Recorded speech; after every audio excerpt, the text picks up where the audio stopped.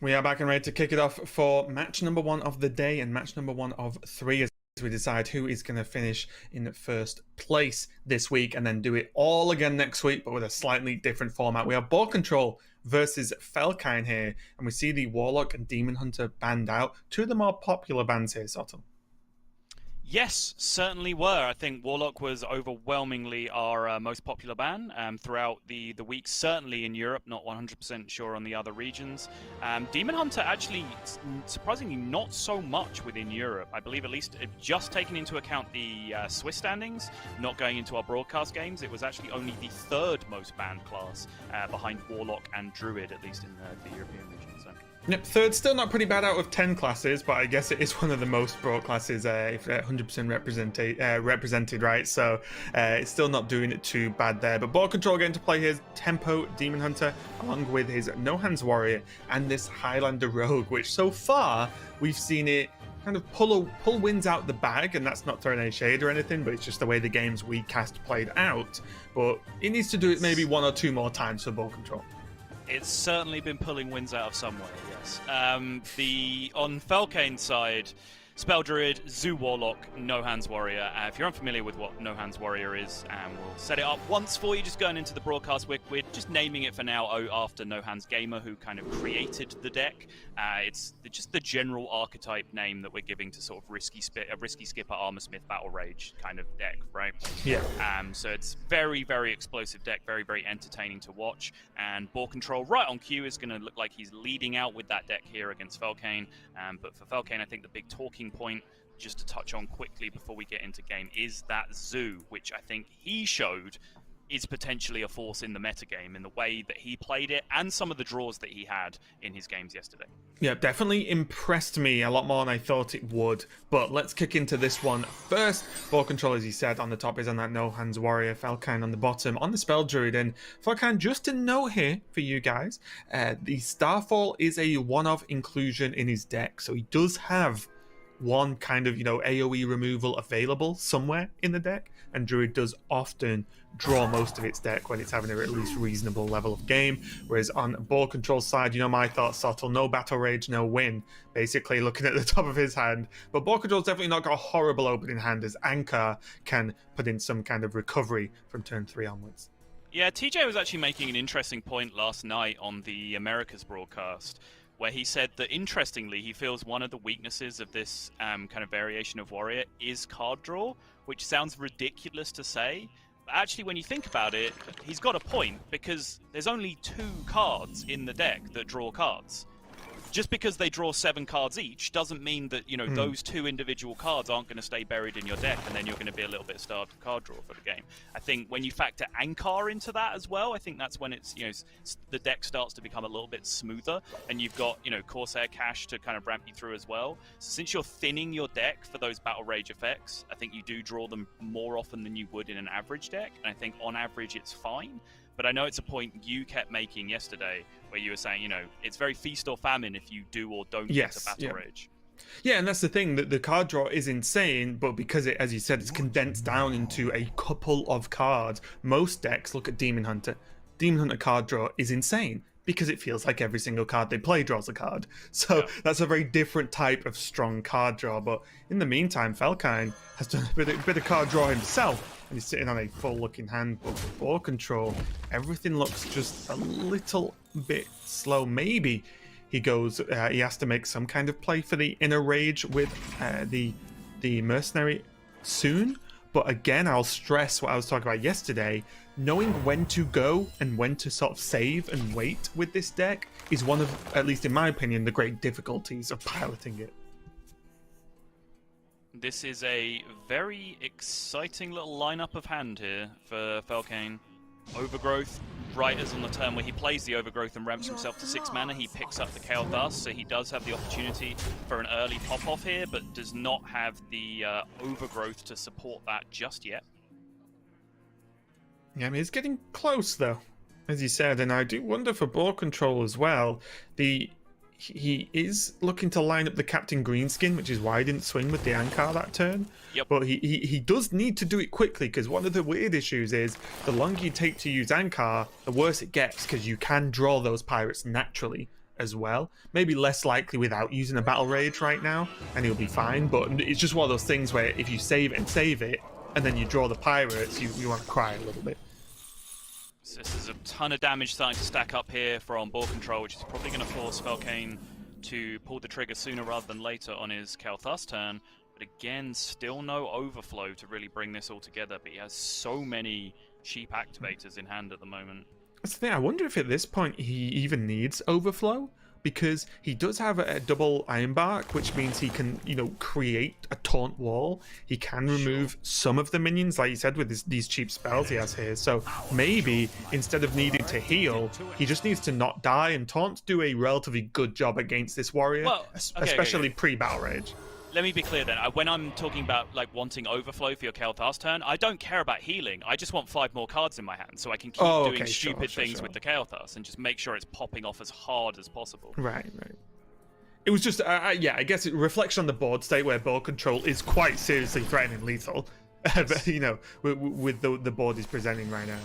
But like, if there was an overflow in this turn somewhere, then suddenly, you might be drawing your Gift of the Wild, for example, just to lay down on top of this whole board as well. Like, more cards do more good when you have a Kael'thas turn. Cards are good. But my point being, because there's the Ironbark, there's some level of safety net even without the overflow. Right.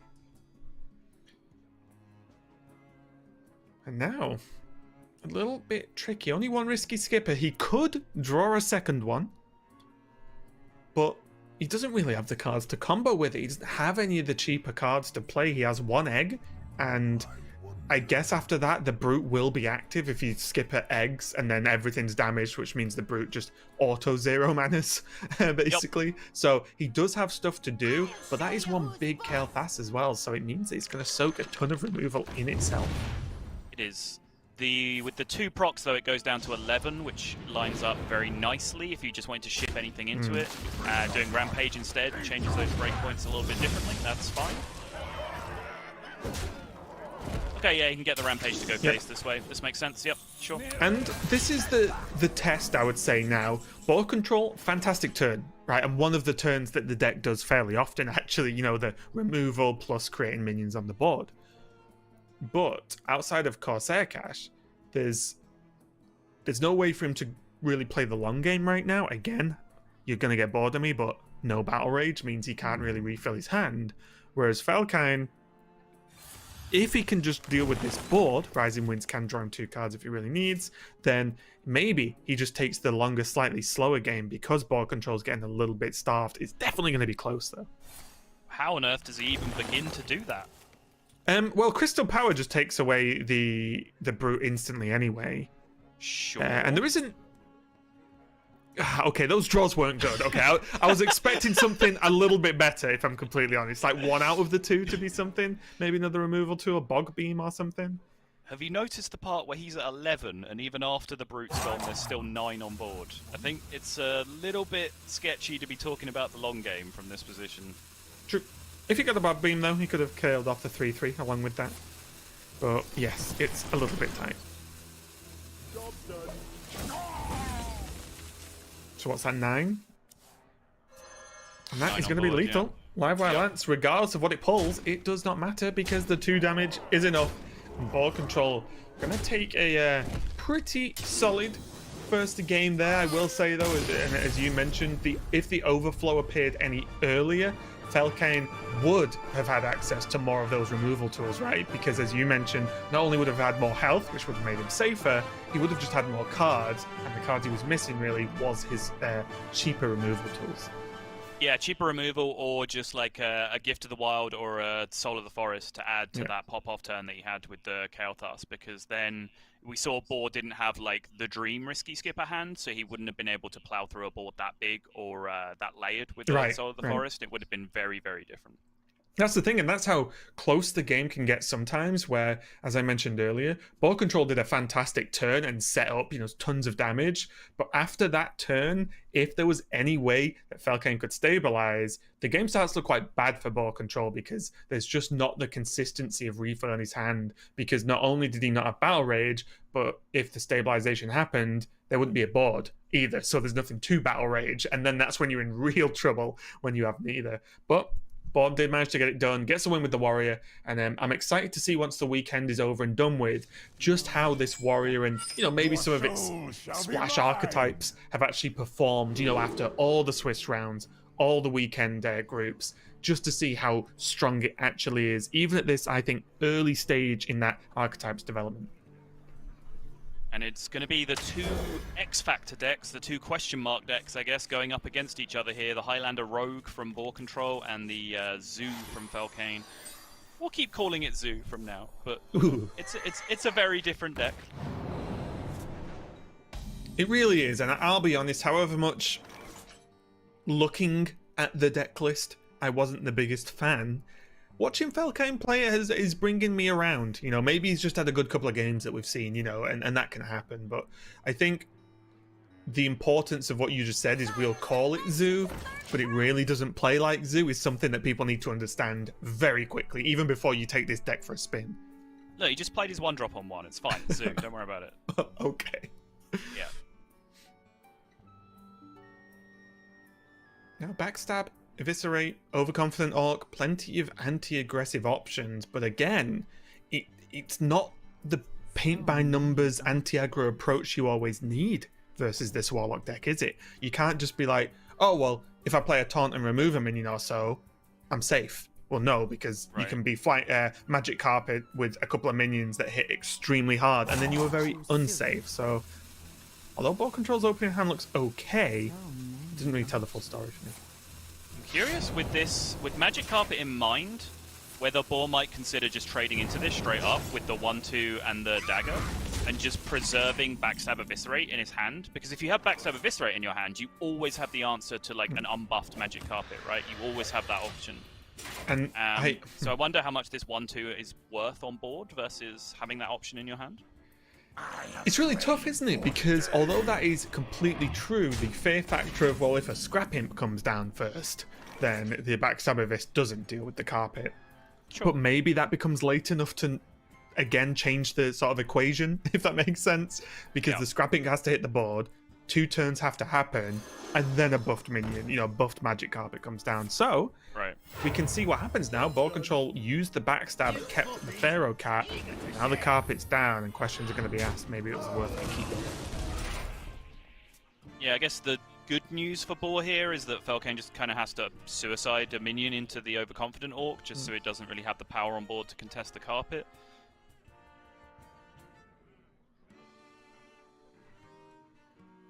This is now a bit icky. Shadow Step is technically now a combo activator for that Eviscerate, if he does want to go down that line. Can you make any read that turn means Felkeine's hand isn't that great? Is that a read you could make?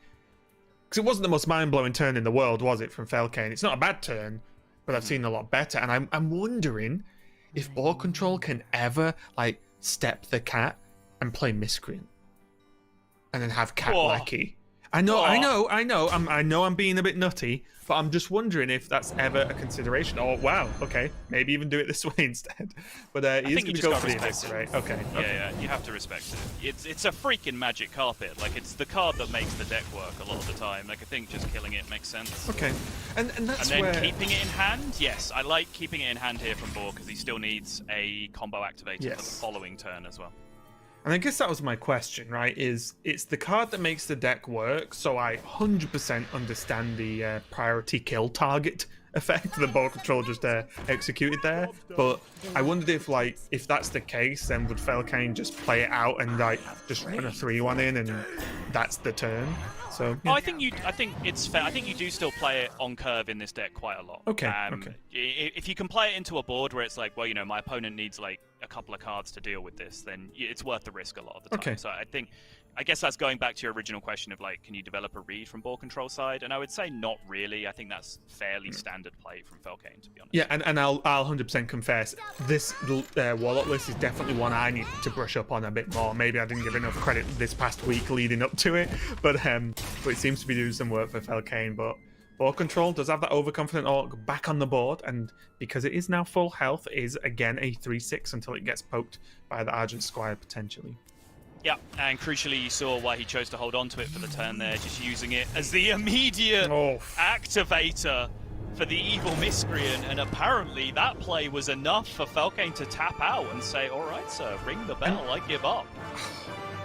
And honestly, I don't really know what to say about that, because, again, did he get locked out that hard? He had 2 of the 5/5 rush minions, right? I know they discard a card, but he had 2 5/5 rush minions. Like, is he that dead to Galakron Warlock at that point in the game?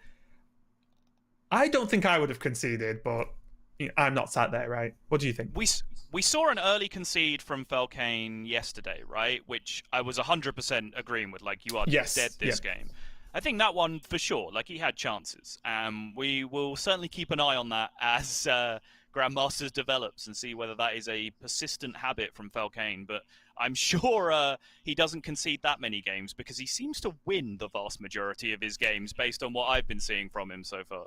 Yeah, and don't get me wrong, like, winning these games, it's not like, oh, the players have reached top 4, they're fine, whatever. It's like, no, you want to get first. You are significantly safer if you make it all the way and get that first place spot. So it's not like Felkeine's thinking, these matches now don't matter. They really do, especially because you can't guarantee you're going to top 8 next week, right? Like, it's not like, I'll be here next week, it'll be fine. It's like, well, you might not be, and then I bet you wish you got the points this week while you're here. So exactly. He's definitely taking this serious. A lot of people reported that, playing that Swiss within their region over the last few days was one of the toughest things they've ever experienced in Hearthstone. Just that level of player over and over again, round after round after round, no respite, no one where you just felt like you were favored because you were a better player. Everyone was just insanely good. So yes, for sure, strike while the iron's hot. If you've made it to top 8 one of these weeks, you absolutely want to be cashing on as many points as you can get. Yeah, and just remember, even huge Swiss tournaments, remember, Dream Hacks back in the day, well, you could get some random person off the street sign up and come and play in the Dream Hack that you might run into in the Swiss, right? So that is not a pro level competitor that you can run into one round. This is every single opponent you have is effectively a pro top level Hearthstone player. But anyway, we're still chatting as we get into game number 3. It's going to be Demon Hunter left for BoarControl to take the whole series and take a pretty easy moonwalk into the final here, whereas Felkeine's going to try and put a stop to him with this Warlock once again. Worth bringing up as well, there's a spot of history between these two players. I think they encounter each other a lot while Boar is streaming, and tend to sort of engage in a little bit of BM back and forth, and a couple of messages in the in-game chat here and there. So there is a little bit of a rivalry between these two, I'll say, that I think viewers of Boar's stream will be familiar with. Sounds like a lot of fun to me, Sol. I love it, because then you just know it means even more. Just going to get the Satyr down and start creating some of these tokens. Again, just a reminder, this Warlock deck won't necessarily do the trademark Zoo style of value trading, till the cows come home, basically, and winning through that style. I think Felkeine, especially right now, will be wishing he had a magic carpet to fly around on, because that is what's really going to unlock this turn. Magic carpet, Scrap Imp, Hand of Gul'dan. He has a freaking merchant in his hand. There's so many good cards in his deck that he just hasn't seen any of for the last 2 games. Did get the Sacrificial Pact, though. You can't argue with that. That's a good one. Fair enough. Interesting Boar choosing not to attack with the 2/1/1s on the previous turn. Just didn't want to throw them into the Voidwalker, which I think was smart. Not something that I actually considered at the time. But looking at it in retrospect, seems like a smart plan, because he felt pretty confident he was going to hero power this turn anyway, based on the look of his hand. So in that case, that 2 damage goes through the Voidwalker, and he gets to retain these minions to hit face, which is a pretty nice way of breaking it down. Even with Chaos Strike in hand, makes it 100% available if BoarControl chose to, which he obviously did this turn. But yeah, I like it, and there's no AoE, right? Zoo's not going to, or this list isn't going to AoE you down, so keep BoarControl. What do you do? Seems to do the job, yeah, and Felkeine's a bit confused himself. I feel for you, Felkeine. Basically all of the power cards. You got 1 Magic Carpet last game, but there's 2 Scrap Imps, there's 2 Hand of Gul'dan, and if you don't get any of those in 2 games, yeah, this deck is going to look a little bit stupid. There's also 2 Fel Wings on the board, except it's not Felkeine's side, which was the power turn there. Not only did Boar push some damage, draw a card, he just got 2 3/3s on the board, which again, looking a little bit dicey, and BoarControl going to feel a little bit betrayed by the Stone to Spore, hitting his minion and not his opponents, but still, doesn't look like it's going to be enough for Felkeine. Even the coin hero power into Glaive and Adept, it's all coming together. He's just going to he's going Skull. He's just going to go down. We've had this discussion. No matter how good the rest of your turn is, you always just Skull. That honestly did surprise me a little bit. Just because BoarControl is winning board, and yes, Skull of Gul'dan often puts you in a position similar to what we've seen from that one, but a Glaive-bound Adept, you can remove a minion and put a 7/4 on board. You are still winning board. You know what I mean? I don't know. Raven. I'm not saying it was, it's an error from BoarControl. Skull is a very good card, but still. Raven. Imagine shooting one of these 1 or 2 health minions with your 4 damage Glaive-bound Adept. Come on now. Imagine Felkeine winning the game if he has no minions. I don't know. Imagine all the people. The if he has no health. I mean, okay. Touche. I definitely would have disliked the Adept play. There we go. Sacrificial Pact number 2 for Felkeine. Good card, but is it good enough? When the rest of your hand is doing very little, not so much.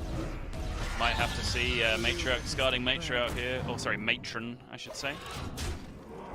Yeah, just got to be done. Utilize the stats, right? You just need something on the board right now. Yep. I will say also, just like a more serious point on the kind of facetious debate we were having last turn, Glaive-bound Adept is actually a danger card in this matchup because it can cause you to lose tempo enormously because it costs you 5 and it's vulnerable to just 1 cost Soulfire removal from your opponent.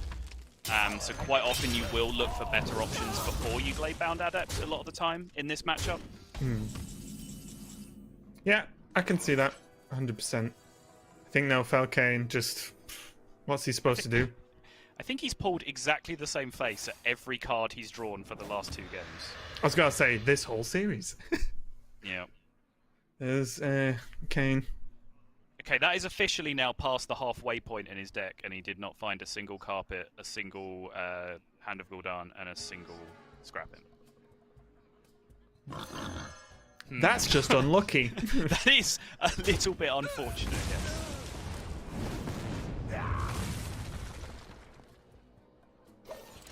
So now, if he plays Merchant to get 2 Canes, then he reduces his demons. Nope, still not going to help. It's all help me, I'm grasping at straws. Oh, you just keep grasping. I think you're doing a great job over there. You just keep it up, buddy. Just as good a job at Felkeine as drawing these cards, isn't it? You know, it's going about just as well. And now just to rub it in the Metamorphosis, the melon to the noggin. Exactly, and with double sack pack gone, this health is pretty much permanent at this point, which means Felkeine is just out of here as far as I'm concerned. There it is! Shake a head from Felkeine, raise the hands. Oh, hits him with the 1-2-2! Oh my goodness, boy, you filthy boy. Oh, he loves it though, even the little eyebrow double raise. Well played. Well played indeed. BoarControl, quick as you like, blink and you will have missed it, is going to take this series down 3-0. For those of you who aren't familiar with this, like I think it means just like good boy, like you'd say to a dog, essentially, hence the dog picture. I think it's funny to French people. I don't particularly understand it, but I know it's something that Boar and Felkeine throw back and forth on their stream, as I was talking about earlier. So yeah, I think if someone beat me in a game of Hearthstone and came up to me and said "good boy," I would just be confused. Yeah. More than anything, I wouldn't be offended. Yeah.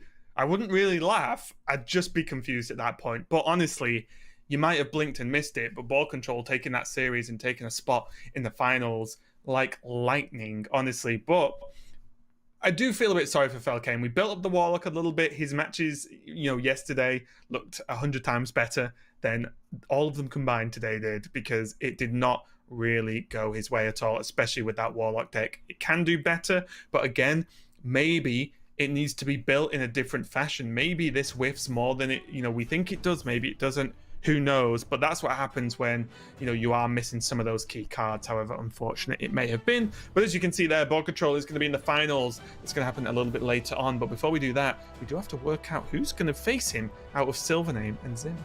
We do. And I do just want to touch on the Warlock deck a little bit more, because I think you're right, there are different builds that you can experiment with. I don't think it's that it like whiffs more than we might be expecting.